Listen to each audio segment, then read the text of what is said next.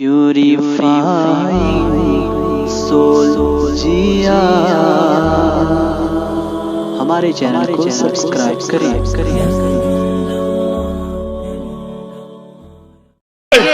ایک خطا سنیے کہ ڈھیلی نسبت کی ہو یہ ڈور نہیں ہو سکتا، خانہ دل میں کبھی شور نہیں ہو سکتا، یا رسول اللہ جو محبت سے کہا کرتے ہیں ان کا سینہ کبھی کمزور نہیں ہو سکتا۔ تو ہاتھوں کو اٹھائیے، نعرہ تکبیر، اللہ اکبر، اہل اسٹیج کی بھی شمولیت ہو جائے، نعرہ رسالت یا رسول اللہ، مسلک اعلی حضرت زندہ باد، فیضان سرکار محسی زندہ باد، خلیفہ تاج الشریعہ زندہ باد، عطائے حضور مفتی اعظم ہند علامہ شہریار رضا صاحب قبلہ زندہ باد، روحانی ڈاکٹر ہیں، یہ دل کے طبیب ہیں، احمد رضا کے بعد کے یہ اندلیب ہیں، بہت اچھے، جن پہ کیا ہے تاج الشریعہ نے اعتماد، علامہ شہریار رضا وہ خطیب ہیں، علامہ شہریار رضا وہ خطیب ہیں۔ قاری جرار صاحب کا 2 مرتبہ حکم ہو چکا کہ وہ شعر پھر سے پڑھا جائے، سیلاب تعصب تجھے بہنے نہیں دیں گے، نفرت کا ستم قوم کو سہنے نہیں دیں گے، اسلام کی عظمت سے جو کھلواڑ کرے گا ہم اس کو کبھی چین سے رہنے نہیں دیں گے۔ حضرت علامہ شہریار رضا صاحب قبلہ کا ہم لوگ شایان شان تعارف کیا کرائیں، یہ تو متعارف ہیں، اعلیٰ حضرت نے انہیں متعارف کرا دیا ہے۔ رضویات ان کا خاص موضوع ہوتا ہے، مگر تمام تر اسلامک ٹاپک پر اس عظیم الشان اسلامک اسکالر کا خطاب ہوتا ہے، ملک اور بیرون ملک۔ تم وہ چیز جان جاؤ جو میں جانتا ہوں، لو تعلمون ما اعلم، آقا فرماتے ہیں اگر تم وہ جان جاؤ جو میں جانتا ہوں، لا ضحکتم قلیلا ولبکیتم کثیرا، تو تم ہنسو گے زیادہ، رو گے کم۔ ہنستا زیادہ وہ ہے جن کے پاس عقل کم ہوتی، بچے زیادہ ہنستے ہیں چونکہ ان کے پاس عقل نہیں ہوتی، اسی طرح 80 اور 90 سال کے بوڑھے بھی زیادہ ہنستے ہیں چونکہ ان کے پاس عقل نہیں ہوتی، اور جن کے پاس عقل زیادہ ہوتی ہے وہ سوچتے زیادہ ہیں اور ہنستے کم ہیں، جن کے پاس عقل زیادہ ہوتی ہے وہ روتے زیادہ ہیں، وہ ہنستے کم ہیں، چونکہ عقل مند وقتی خوشی کو خوشی نہیں سمجھتا ہے، بلکہ عقل مند آنے والے مستقبل کے بارے میں فکر مند رہتا ہے۔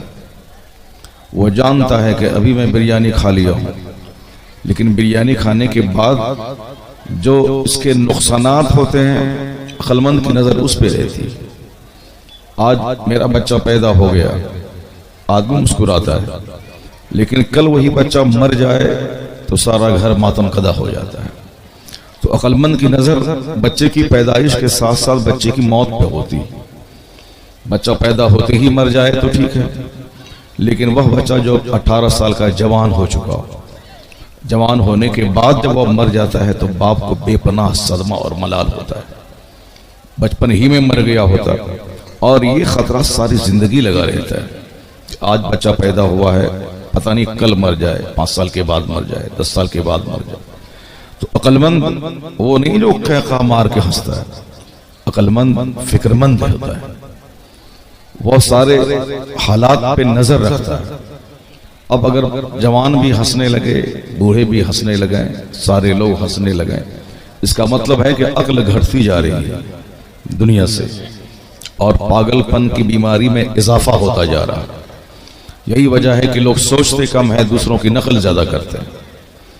نقل کرنے کے لیے بھی عقل چاہیے کہ میں کس کی نقل کروں، کس کی نہیں کروں، میں کن کا اسٹائل نقل کروں، میں کن کی پیروی کروں، تو اس کے لیے عقل چاہیے۔ عقل جب نہیں ہوگی تو کوئی ننگا رہے گا تو آدمی اس کی نقل کرے گا، کوئی نیم برہنہ لباس پہنے گا آدمی اس کی نقل کرے گا، کوئی صاحب وہ ناچے گا 80 سال کی بوڑھیا تو ہماری ماں بہن بیٹیاں اس کی نقل کریں گے۔ تو آج کل چونکہ عقل گھٹتی جا رہی ہے، یہی وجہ ہے کہ عقل مندوں کی پیروی کم ہوتی ہے اور فلم کے جوکروں کی پیروی زیادہ ہو رہی ہے۔ ہمارے بیٹے جوکر کی طرح بال رکھتے ہیں چونکہ وہ ان کے پاس عقل کم ہے، انہوں نے دیکھا کہ یہ اسٹائل بڑا اچھا لگ رہا ہے تو اب وہ رکھنا شروع کر دیا۔ لوگوں کے ہاتھ میں آج کل وہ دھاگے بندے ہوئے رہتے ہیں چونکہ ان کے پاس عقل کم ہوتی، وہ دیکھا کہ ایک کھلاڑی دھاگا باندھا ہے، مجھ کو باندھنا ہے، آگے پیچھے کچھ نہیں، چاہے وہ جائز رہے کہ ناجائز رہے کہ حرام رہے کہ حلال رہے، لوگ اچھا کہیں کہ برا کہیں، اس سے کوئی بحث نہیں، مجھ کو باندھنا ہے۔ عقل اگر ہوتی تو دھاگا باندھنے سے پہلے وہ غور کرتا، عقل ہوتی تو اس طرح کے ہیئر اسٹائل سے پہلے وہ غور کرتا۔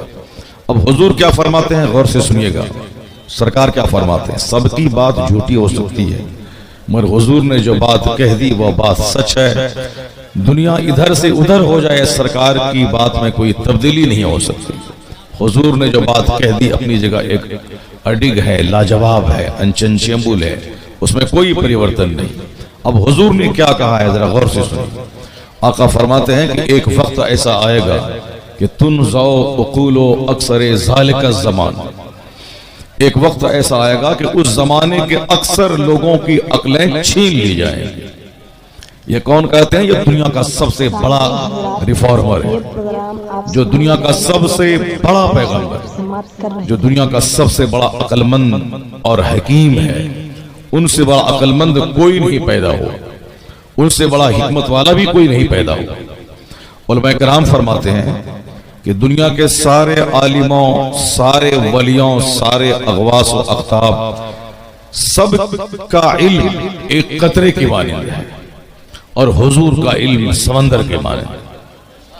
تو سرکار کے علم کے سامنے سبھوں کا علم ایک قطرے کی طرح ہے، اور عقل بھی آقا علیہ السلام کو جو اللہ نے عقل دیا ہے اس عقل کا بھی کوئی جواب نہیں۔ دنیا کے سارے حکیموں، سارے عقل مندوں کی عقل کا حضور کی عقل کے سامنے، سارے عقل مندوں کی عقل کی وہی حیثیت ہے جو حیثیت ایک قطرہ پانی کی سمندر کے سامنے۔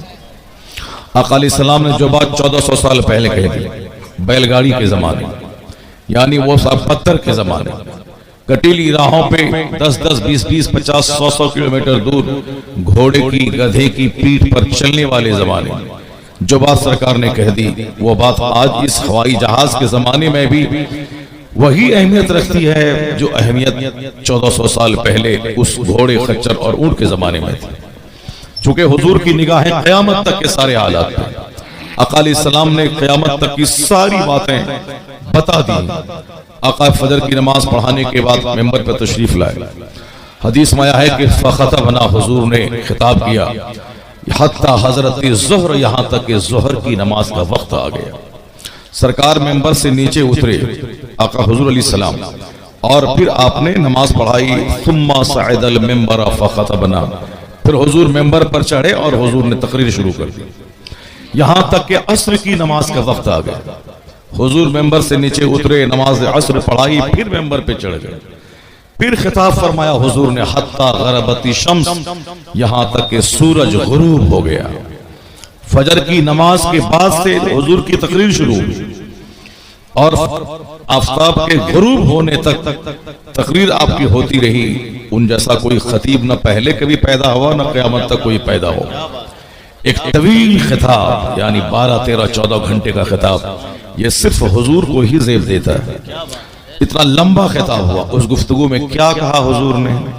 اب صحابہ فرماتے ہیں فَأَخْبَرَنَا بِمَا كَانَ وَمَا هُوَ بِكَائِنْ إِلَى يَوْمِ الْقِيَامَةِ، یعنی حضور نے اس تقریر میں خبر دے دی، جو چیزیں ہو چکی، جو قیامت تک ہوں گی، سب کی خبر حضور نے دی۔ یعنی سرکار نے آج کے اس دور میں جو کچھ ہونے والا ہے، جو کچھ ہو رہا ہے، اس کی خبر حضور نے دے دی۔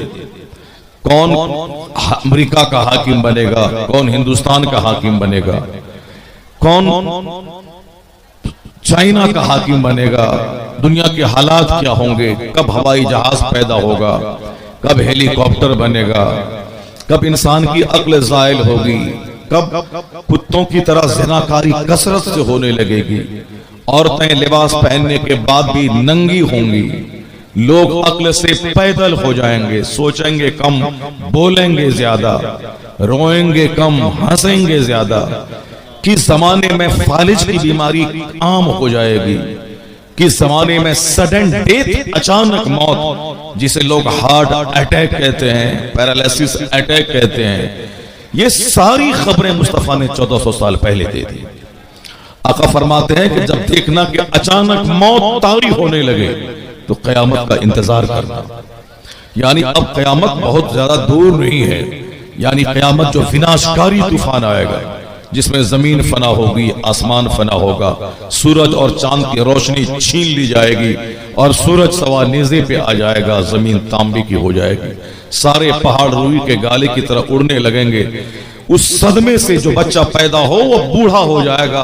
قیامت کے صدمے سے جو حاملہ عورت ہوگی اس کا حمل زائل ہو جائے گا. یعنی قیامت کے صدمے سے وہ خطرناک قیامت جس کی آواز اتنی سور کی آواز اتنی خطرناک ہوگی کہ سننے کے بعد سینہ آدمی کا پھٹ جائے گا.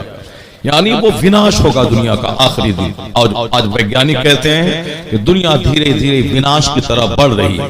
وہ کہتے ہیں ایک دن ایسا آنے والا ہے کہ دنیا سے پانی ختم ہو جائے گا، پینے کا پانی، اور سمندر کا پانی پینے کے قابل نہیں رہ جائے گا. اب پانی سامنے ہے لیکن وہ پی نہیں سکے گا، چونکہ وہ پانی بالکل سمجھ لیں کہ وہ نمکین پانی، کھارا پانی، زہریلا پانی، آگ والا پانی.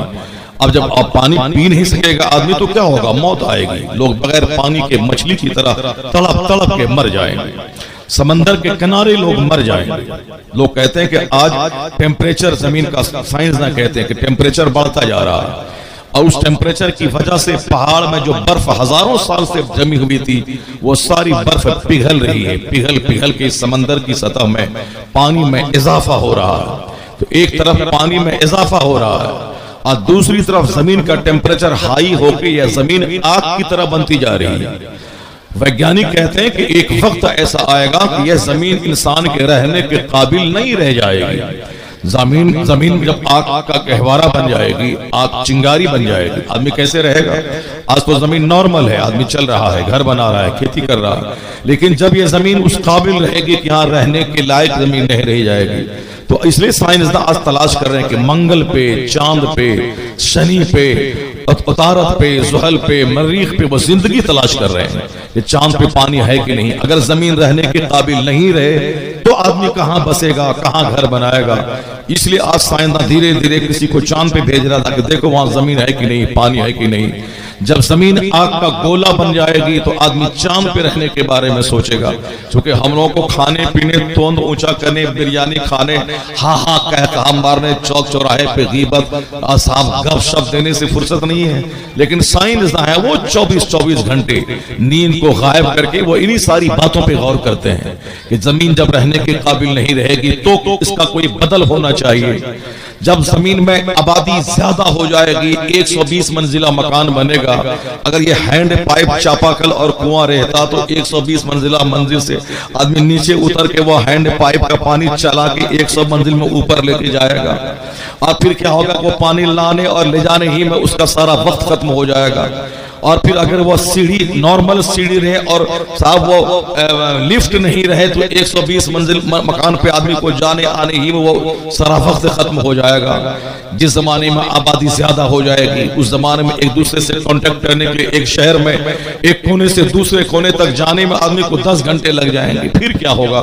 تو اللہ تبارک و تعالی بندوں کے دماغ میں بات ڈالتا ہے اس زمانے کے لیے لفٹ چاہیے، اس زمانے کے لیے موٹر ٹینک چاہیے، اس زمانے کے لیے ٹرین چاہیے، اس زمانے کے لیے 500 کی اسپیڈ کی ٹرین چاہیے، اس زمانے کے لیے ہیلی کاپٹر چاہیے، اس زمانے کے لیے پلین چاہیے. یعنی جو جس وقت جیسی ضرورت ہے اللہ تبارک و تعالی بندوں کو عطا فرماتا ہے. اب بندوں کو کیا چاہیے؟ جب پلین نظر آئے، جب 120 منزلہ مکان میں ٹوٹی میں پانی آ جائے، جب آدمی ہیلی کاپٹر پہ سفر کرے، پلین پہ چڑھے، کار پہ جائے، اس وقت وہ مستیاں نہیں کرے بلکہ اس رب کریم کی اس نعمت کا شکر ادا کرتے ہوئے اپنے پیشانی کو زمین پہ رکھ دے. الہی اگر آج سے 50 سال پہلے والا سسٹم رہتا تو ہمارا جینا مشکل ہو جاتا، لیکن تیرا احسان کہ تو نے موبائل دے کے جینا آسان کر دیا، تیرا احسان کہ موٹرنگ سسٹم دے کے جینا آسان کر دیا، تیرا احسان کہ پلین دے کے جینا آسان کر دیا. تو نادان ہوائی جہاز پہ زنا کرے گا، بے وقوف کمینہ ترین آدمی وہ 100 منزلہ مکان پہ پانی پیے گا نل سے اور زنا کرے گا. لیکن عقل جیسے جیسے پختہ ہوتی جائے گی، نئی نئی تحقیق آتی جائے گی، عبادت کا شعور پاتا چلا جائے گا، اللہ کی نعمتوں کا شکر ادا کرتا چلا جائے گا. رسالت مذہب اسلام سرکار